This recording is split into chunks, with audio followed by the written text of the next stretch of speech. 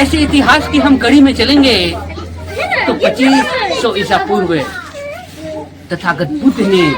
जो समाज में समानता स्थापित करने के लिए जो बीड़ा उठाए, जो कार्य को आगे बढ़ाए, वो कार्य की कड़ी में संत कबीर भी आए, जगत गुरु संत रैदास भी आए। वर्तमान में मैं कह दूं तो बाबा साहब अम्बेडकर, माननीय कांशीराम साहब अगर अपने जिले के समाज में एक समतामूलक स्थापना के लिए अगर याद किया जा रहा है देश नहीं दुनिया में, तो हैं बाबा दशरथ मांझी, जिन्होंने जब कबीरपंथी के तौर पर अपने जीवन को समर्पित किया और उनके पथ पर चले, तो वो आज देश में ही नहीं पूरे विश्व उसको जानते। केवल हम यहाँ पर बाबा दशरथ की गाथा तक ही सीमित नहीं रखना चाहेंगे। इन्होंने जो कबीरपंथ को अपनाया, संत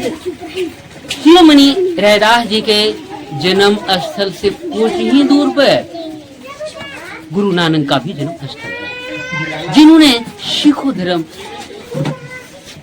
को पूरे पंजाब में लोग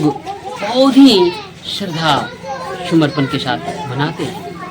और वही सिख धर्म से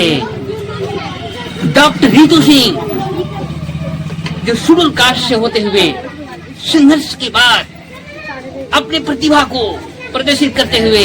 देश का टॉप मोस्ट विश्वविद्यालय दिल्ली विश्वविद्यालय में अपना स्थान बनाई, अर्थात एज ए असिस्टेंट प्रोफेसर के तौर पर उन्होंने अपना कार्य को शुरुआत की। लेकिन उस समाज में असमानता को कठोरता से लागू करने वाले लोग संत शिरोमणि रैदास के वक्त ही नहीं,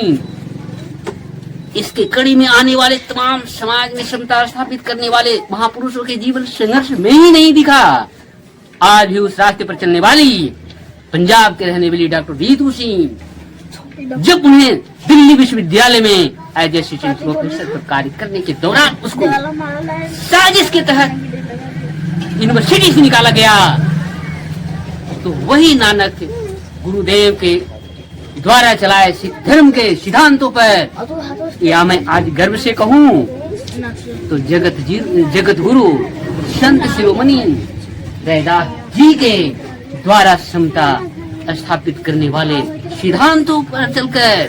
या उसको अपडेट करके मैं बात करूं तो हमारे देश के संविधान निर्माता बाबा साहब के द्वारा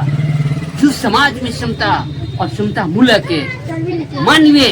कल्याण और सबको एक सूत्र में बांधने वाले संविधान के रास्ते पर चलकर उन्होंने उस विश्वविद्यालय में अनहोनी होने पर उन्होंने कोर्ट में चैलेंज की, और उस चैलेंज को लेकर के उन्होंने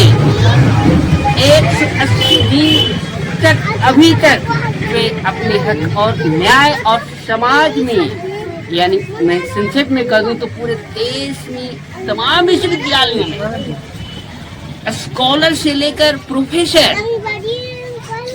सभी के साथ जो हो रही है भेदभाव हो रही है, ऊंच नीच हो रही है, जातीय भेदभाव और साजिश के तहत उनको निकालने का जो प्लानिंग, उसको लेकर उन्होंने चैलेंज की है, जिसको लेकर सुप्रीम कोर्ट के टॉप मोस्ट एडवोकेट महबूब राजा के लीडिंग में दिल्ली विश्वविद्यालय के गेट नंबर 4 पर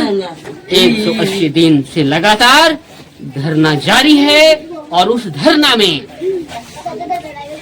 जो हमारे देश में शांति व्याप्त करने वाले शासन प्रशासन कहूं या